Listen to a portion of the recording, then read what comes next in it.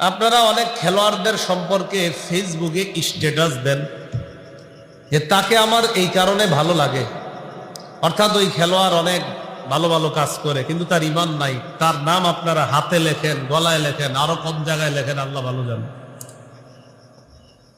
তো এই যে তারা ভালো ভালো কাজগুলা করতেছে কিন্তু আকীদা ঠিক নাই, এই যে আকীদা ঠিক নাই, ঈমান নাই, তো ঈমান ছাড়া ভালো কাজ, এই বিষয়ে আমরা তিনটা কথা জানবো। তো বলি আবার, ঈমান ছাড়া ভালো কাজ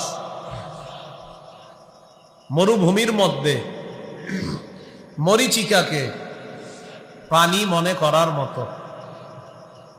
আপনারা বলেন তো, মরীচিকা কি পানি? ঈমান ছাড়া যারা ভালো কাজ করে তাদের মনে হবে অনেক কিছু করে ফেলেছি, কিয়ামতের ময়দানে মরার পর সে দেখবে আসলে কিছুই করে নেই।